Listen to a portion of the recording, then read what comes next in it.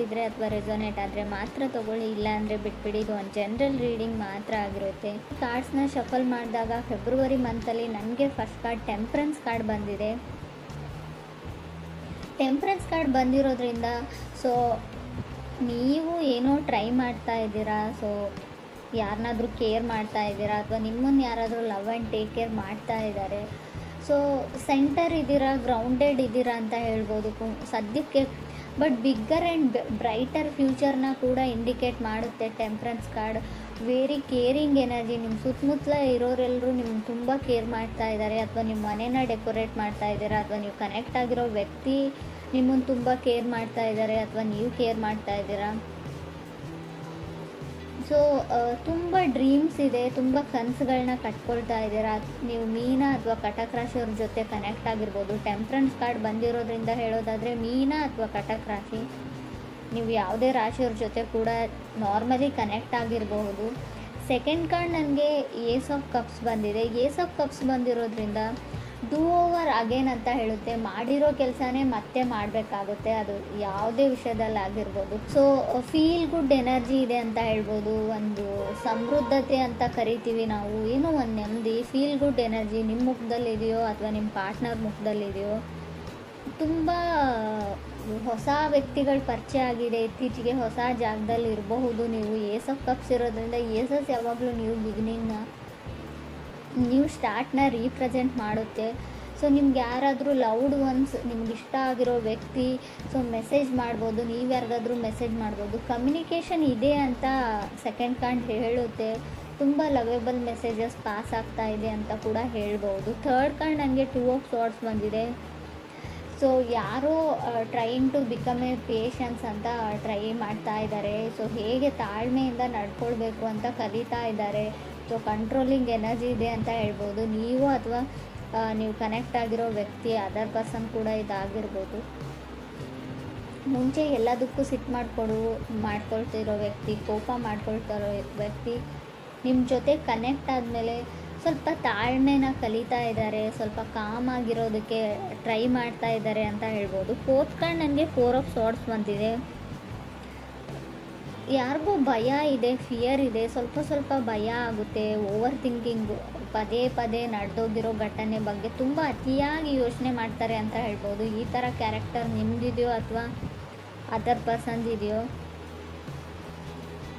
But eight of swords ಕೆಲವೊಮ್ಮೆ change ಆಗಿರೋ ವ್ಯಕ್ತಿನ ರೀಪ್ರೆಸೆಂಟ್ ಮಾಡುತ್ತೆ. ಇತ್ತೀಚೆಗೆ ನೀವು ತುಂಬ ಚೇಂಜ್ ಆಗಿದ್ದೀರೋ ಅಥವಾ ನೀವು ಕನೆಕ್ಟ್ ಆಗಿರೋ ವ್ಯಕ್ತಿ ಚೇಂಜ್ ಆಗಿದ್ದಾರೋ ಅಥವಾ ಕನೆಕ್ಟ್ ಆಗಬೇಕು ಅಂದ್ಕೊಂಡಿರೋ ವ್ಯಕ್ತಿ.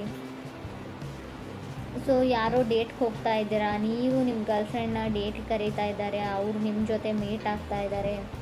ಸೊ ತುಂಬ ಫ್ರೆಂಡ್ಲಿ ಕ್ಯಾಜುವಲ್ ಕಾನ್ವರ್ಜೇಷನ್ ಇದೆ ಅಂತ ಹೇಳ್ಬೋದು. ಕಮ್ಯುನಿಕೇಷನ್ ಆದರೂ ಕೂಡ ತುಂಬ ಕ್ಯಾಜುವಲ್ ಫ್ರೆಂಡ್ ಥರ ಅವ್ರು ನಿಮ್ಮನ್ನು ಟ್ರೀಟ್ ಮಾಡ್ತಾರೆ, ನೀವು ಅವ್ರನ್ನ ಒಂದು ಗುಡ್ ಫ್ರೆಂಡ್ ಥರ ಟ್ರೀಟ್ ಮಾಡ್ತೀರಾ ಅಂತ ಹೇಳ್ಬೋದು. ಫಿಫ್ತ್ ಕಾರ್ಡ್ ನನಗೆ ಸಿಕ್ಸ್ ಆಫ್ ಕಪ್ಸ್ ಬಂದಿದೆ. ಸಿಕ್ಸ್ ಆಫ್ ಕಪ್ಸ್ ಕೆಲವೊಮ್ಮೆ ಸಿಕ್ಸ್ತ್ ಪ್ಲೇಸಲ್ಲಿ ಬಂದರೆ, ಅದು ಕೂಡ ಏಟ್ ಆಫ್ ಸೋರ್ಡ್ಸ್ ಆದಮೇಲೆ ಬಂದರೆ ಫ್ಲರ್ಟಿಂಗ್ ಎನರ್ಜಿ ಅಂತ ಹೇಳ್ತೀವಿ. ನೀವು ಯಾರ ಜೊತೆನಾದರೂ ಫ್ಲರ್ಟ್ ಮಾಡ್ತಾ ಇದ್ದೀರೋ ಅಥವಾ ನಿಮ್ಮ ಜೊತೆ ಯಾರಾದರೂ ಫ್ಲರ್ಟ್ ಮಾಡ್ತಾ ಇರ್ಬೋದು. ಕೇರ್ಫುಲ್ಲಾಗಿರಿ. ಸೊ ಅವ್ರಿಗನ್ಸುತ್ತೆ ನಾನು ಫ್ರೆಂಡ್ ಮಾಡ್ಕೊಳ್ತಾ ಇದ್ದೀನಿ, ಕ್ಯಾಶುವಲ್ ಫ್ರೆಂಡ್ಸ್ನ ಮಾಡ್ಕೊಳ್ತಾ ಇದ್ದೀನಿ ಅಂತ ಅವ್ರು ಥಿಂಕ್ ಮಾಡ್ತಾ ಇರ್ಬೋದು. ಬಟ್ ಬೇರೆಯವರು ಅಥವಾ ನೀವಾಗಲಿ ಯಾರಾದರೂ ಇಬ್ಬರಲ್ಲೊಬ್ಬರು ಸೀರಿಯಸ್ ಆಗಿದ್ದೀರಾ ಅಂತ ಕೂಡ ಹೇಳುತ್ತೆ ಎನರ್ಜೀಸು. ಸ್ವಲ್ಪ ಕೇರ್ಫುಲ್ಲಾಗಿರೋದು ಒಳ್ಳೆಯದು. ಸೆವೆಂತ್ ಕಾರ್ಡ್ ನನಗೆ ಫೋರ್ ಆಫ್ ಪೆಂಟಿಕಲ್ಸ್ ಬಂದಿದೆ. ಹೋಲ್ಡಿಂಗ್ ಬ್ಯಾಕ್, ಯಾರೋ ಯಾರಿಂದನೋ ದೂರ ಸರಿತಿದ್ದಾರೆ ಅಂತ ಅಂದ್ಕೊಳ್ಬೋದು. ಡಿಸಿಷನ್ನ ತೊಗೊಳ್ಳೋದ್ರಲ್ಲಿ ಲೇಟ್ ಮಾಡ್ತಾ ಇದ್ದೀರಾ, ನೀವು ಅದರ್ ಪರ್ಸನ್ನು ಆ ವ್ಯಕ್ತಿಯಿಂದ ದೂರ ಆಗ್ತಾ ಇದ್ದೀರಾ, ಸ್ವಲ್ಪ ಕಾಂಟ್ಯಾಕ್ಟ್ನ ಮಿಸ್ ಮಾಡ್ಕೊಳ್ತಾ ಇದ್ದೀರಾ ಅಂತ ಹೇಳ್ಬೋದು. ಏಟ್ ಕಾರ್ಡ್ ನನಗೆ ಟವರ್ ಕಾರ್ಡ್ ಬಂದಿದೆ. ಟವರ್ ಕಾರ್ಡ್ ಬಂದಿದೆ ಅಂತ ಭಯ ಪಡೋ ಅಗತ್ಯ ಇಲ್ಲ.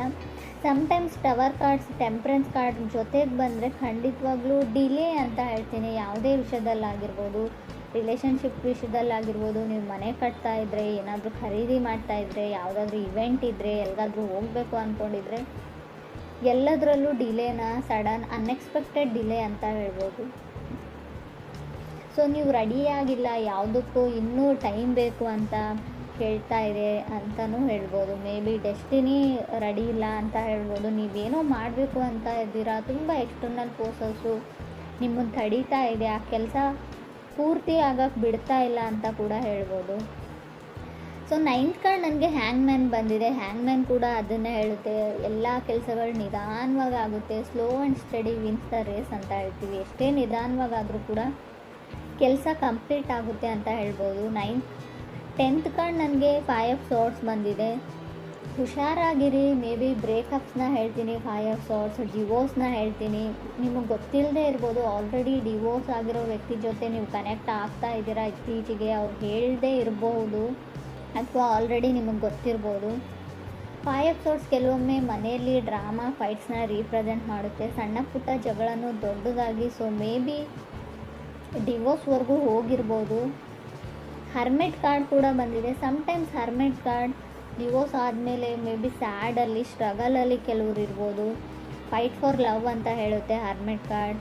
ಟಯರ್ಡ್ ಆಫ್ ಲವ್ ಅಂತ ಹೇಳ್ತೀವಿ. ಫುಲ್ ಆಫ್ ಡೌಟ್ಸ್ ಇದ್ದರೂ ಕೂಡ ಹರ್ಮೆಟ್ ಕಾರ್ಡ್ ಬಂದಿರುತ್ತೆ. ಡೌಟ್ಸ್ ನಿಮಗಿದೆಯೋ ಅಥವಾ ಅದರ್ ಪರ್ಸನ್ಗಿದೆಯೋ. 11th ಹರ್ಮೆಟ್ ಕಾರ್ಡ್ ಇರೋದ್ರಿಂದ ಖಂಡಿತವಾಗ್ಲೂ ನೀವು ಡಿಪ್ರೆಷನ್ ಲೆವೆಲ್ಗೆ ಹೋಗಿರ್ಬೋದು. ಕೆಲವರು ತುಂಬ ಓವರ್ ಥಿಂಕಿಂಗ್, ತುಂಬ ಯೋಚನೆಯಲ್ಲಿ ಕೂಡ ಕೆಲವರು ಇದ್ದೀರಾ ಅಂತ ಕಾರ್ಡ್ ಹೇಳುತ್ತೆ. ಕೆಲವ್ರಿಗೆ ವೆಕೇಷನ್ನ ಅಗತ್ಯ ಇದೆ ಅಂತ ಹೇಳ್ಬೋದು. 2 ಆಫ್ ಸಾರ್ಡ್ಸ್ ಓವರ್ ವರ್ಕ್ನ ಕೂಡ ಸೆಕೆಂಡ್ ಕಾರ್ಡ್ ರೀಪ್ರೆಸೆಂಟ್ ಮಾಡೋದ್ರಿಂದ ಎಲ್ಲಿಗಾದರೂ ಟ್ರಿಪ್ ಹೋಗಿ ಸ್ವಲ್ಪ ಬ್ಯುಸಿಯಾಗಿ ಬೇರೆ ಜಾಗದಲ್ಲಿ ಟೈಮ್ನ ಸ್ಪೆಂಡ್ ಮಾಡಿ ಅಂತ ಹೇಳ್ಬೋದು. ಇನ್ಕಮ್ ಚೆನ್ನಾಗಿದೆ ಅಂತ ಹೇಳ್ತೀನಿ. ಫೈನಾನ್ಷಿಯಲಿ ನನಗೆ ಇನ್ಕಮ್ ತುಂಬ ಚೆನ್ನಾಗಿದೆ ಅಂತ ಕಾಣಿಸ್ತಾ ಇದೆ.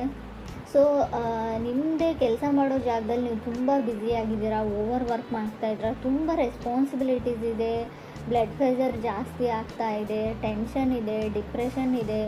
ಸೊ ಮೇ ಬಿ ಇದು ನೀವು ಕೆಲಸ ಮಾಡೋ ವಿಷಯಕ್ಕೆ ಸಂಬಂಧಪಟ್ಟಿರುತ್ತೆ ಅಂತ ಹೇಳ್ಬೋದು. ವೆಕೇಷನ್ನ ಅಗತ್ಯ ಇದೆ ನಿಮಗೆ, ಸ್ವಲ್ಪ ಟೈಮ್ ತೊಗೊಳ್ಳಿ, ಹೊರಗಡೆ ಎಲ್ಲಾದರೂ ಹೋಗಿ. ಸೊ ಕೆಲವ್ರು ರೆಡಿಯಾಗಿದ್ದೀರಾ, ಕೆಲವ್ರದ್ದು ಮದುವೆ ಕೂಡ ಫಿಕ್ಸ್ ಆಗಿದೆ ಅಂತ ಅಂದ್ಕೊಳ್ತೀನಿ ನಾನು. ಏಸ್ ಆಫ್ ಕಪ್ಸ್ ಇರೋದ್ರಿಂದ ಆಲ್ರೆಡಿ ಮದುವೆ ತುಂಬ ರೀಸೆಂಟಾಗಿ ಮದುವೆ ಆಗಿರ್ಬೋದು. 15 days 1 monthಲ್ಲಿ ಕೆಲವ್ರು ಮದುವೆ ಇರ್ಬೋದು ಮುಂದೆ, ಅಥವಾ ಆಲ್ರೆಡಿ ಮದುವೆ ಆಗಿರಬಹುದು ಅಂತ ಹೇಳ್ತಾ ಇದೆ. ಮೇ ಬಿ ಇದು 1.5 ಡೇದು ಕೂಡ ನಾನು ಕೌಂಟ್ ಮಾಡ್ತೀನಿ. 2 days ಆಯಿತು, 1 days ಆಯಿತು, ಗೊತ್ತಿಲ್ಲ ನನಗೆ. ನಾನು ರೀಡಿಂಗ್ ನೋಡುವಾಗ ಇದು ನಿಮ್ಗೆ ಅನ್ವಯಿಸುತ್ತೆ ಅಂತ ಅಂದ್ಕೊಳ್ತೀನಿ. ಕೆಲವ್ರು ತುಂಬ ಖುಷಿಯಾಗಿದ್ದೀರಾ, ಕೆಲವರು ತುಂಬ ನರ್ವಸ್, ಫಿಯರ್ ಅಂತ ಆಗಲೇ ಹೇಳಿದೆ ನಾನು. ತುಂಬ ಭಯದಲ್ಲಿದ್ದೀರಾ. ಕೆಲವರು ಭಯ ನಿಮಗಿದೆಯೋ ಅಥವಾ ನಿಮ್ಮ ಪಾರ್ಟ್ನರ್ಗಿದೆಯೋ, ತುಂಬ ನರ್ವಸ್ನೆಸ್ ಇದೆ, ಭಯ ಇದೆ ಅಂತ ಕೂಡ ಕಾರ್ಡ್ಸ್ ಹೇಳ್ತಾ ಇದೆ. ಬಟ್ ಟವರ್ ಕಾರ್ಡ್ ಇರೋದ್ರಿಂದ ಹೆಲ್ತಿನ ವಿಚಾರದಲ್ಲೂ ಕೂಡ ನೀವು ತುಂಬ ಗಮನ ಕೊಡಬೇಕು. ಅನ್ಎಕ್ಸ್ಪೆಕ್ಟೆಡ್ಲಿ ಹೆಲ್ತ್ ಹಾಳಾಗುವಂಥ ಚಾನ್ಸಸ್ ಇದೆ. ಸೊ ಹಾಸ್ಪಿಟ್ಲಿಗೆ ಹೋದ್ಮೇಲೆ ನೀವೇನೋ ಮಾಡೋಕ್ಕೆ ಹೋಗಿ ಏನೋ ಆಗ್ಬೋದು, ಅದು ಸರ್ಜರಿನೋ ಅದು ಇದು ಅಂತ ಹೇಳಿರ್ತಾರೆ. ಬಟ್ ಸಮಥಿಂಗ್ ವೆಂಟ್ ರಾಂಗ್ ಅಂತ ಹೇಳುತ್ತೆ. ಆಲ್ರೆಡಿ ಕೆಲವರಿಗೆ ಅದು ಅನುಭವಕ್ಕೆ ಬಂದಿರ್ಬೋದು ಕುಂಭರಾಶಿಯವ್ರಿಗೆ ಅಂತ ಅನಿಸುತ್ತೆ. ಏನೋ ಸ್ಕಿನ್ ಇನ್ಫೆಕ್ಷನ್ನು, ಕೈಯಲ್ಲೇನೋ ಇನ್ಫೆಕ್ಷನ್ನು, ಸ್ಕಿನ್ ಎಲ್ಲ ಫರ್ಜಿಂಗ್ ಆಗ್ತಾ ಇದೆ, ಸಿಪ್ಪೆ ಥರ ಬರ್ತಾ ಇದೆ, ಬೆಳಗಳಿಗೇನೋ ಆಗಿದೆ. ಸೊ ಏನೋ ಸಣ್ಣ ಪುಟ್ಟ ಇನ್ಫೆಕ್ಷನ್ಸ್ ಆಗುವಂಥ ಚಾನ್ಸಸ್ ಕೂಡ ಇದೆ. ನನಗೆ ಗೊತ್ತು ಇದು ಲವ್ ಲೈಫ್ ರೀಡಿಂಗ್, ಆದರೂ ಕೂಡ ಕಾರ್ಡಲ್ಲಿರೋದನ್ನು ನಾನು ಹೇಳ್ತಾ ಇದ್ದೀನಿ. ಮೇ ಬಿ ಕೆಲವ್ರಿಗೆ ಉಪಯೋಗಕ್ಕೆ ಬರುತ್ತೆ ಇದು ಕೂಡ ಅಂತ ಅನಿಸುತ್ತೆ. ಇನ್ನು ಲವ್ ಲೈಫ್ ವಿಚಾರಕ್ಕೆ ಬಂದರೆ ಸ್ವಲ್ಪ ಜಗಳನ ಹೇಳ್ತೀನಿ, ಬ್ರೇಕಪ್ನ ಹೇಳ್ತೀನಿ. ಆಲ್ರೆಡಿ ಮದುವೆ ಆಗಿರೋರಿಗೆ ತುಂಬ ಜಗಳ ಮತ್ತು ಡಿವೋರ್ಸ್ವರೆಗೂ ಹೋಗುವಂಥ ಚಾನ್ಸಸ್ ಇದೆ. ತುಂಬ ಯೋಚನೆ ಮಾಡಬೇಡಿ. ಮಿಸ್ಅಂಡರ್ಸ್ಟ್ಯಾಂಡಿಂಗ್ ಕೂಡ ನನಗೆ ಕಾರ್ಡ್ಸಲ್ಲಿ ಕಾಣಿಸ್ತಾ ಇದೆ. ಟವರ್ ಕಾರ್ಡ್ ಇರೋದ್ರಿಂದ ಮಿಸ್ಅಂಡರ್ಸ್ಟ್ಯಾಂಡಿಂಗ್ ಆಗೋದ್ರ ಜೊತೆಗೆ ಅದನ್ನು ನೀವು 100% ನಂಬ್ತೀರಾ ಕೂಡ. ಸೊ ಗಮನ ಕೊಡಿ. ಯಾವುದೇ ವಿಚಾರ ಇರಲಿ ತುಂಬ ಸರ್ತಿ ಯೋಚನೆ ಮಾಡಿ ಡಿಸೈಡ್ ಮಾಡಿ. ಯಾವುದನ್ನು ಟವರ್ ಕಾರ್ಡ್ ಅಂದರೆ ಸಡನ್ ಡಿಸಿಷನ್ ತೊಗೊಳ್ಬೇಕು ಅಂತ ಅನಿಸುತ್ತೆ. ಸೊ ಕೋಪದಲ್ಲಿ ಕೊಯ್ಕೊಂಡಿರೋ ಮೂಗು, ಸೊ ನೀವು ಸಮಾಧಾನ ಆದಮೇಲೆ ಖಂಡಿತ ಬರಲ್ಲ. ಈ ವಿಚಾರದ ಬಗ್ಗೆ ಕೂಡ ನೀವು ತುಂಬಾ ಯೋಚನೆ ಮಾಡಬೇಕು. ಕೆಲವರಿಗೆ ನನಗನ್ಸುತ್ತೆ ಹ್ಯಾಂಗ್ ಮ್ಯಾನ್ ಇರೋದ್ರಿಂದ ನಿಮಗೆ ಡಿಲೇ ಮಾಡೋಕ್ಕಿಷ್ಟ, ನೀವೇ ಯಾವುದನ್ನು ತುಂಬ ಎಳಿತಾ ಇದ್ದೀರಾ, ಯಾರಿಗೂ ತುಂಬ ಕಾಡಿಸ್ತಾ ಇದ್ದೀರಾ ಅಂತ ಕೂಡ, ನೋ ಹೇಳ್ತಾ ಇದ್ದೀರಿ ಅಂತ ಕೂಡ ಕಾರ್ಡ್ ಹೇಳುತ್ತೆ.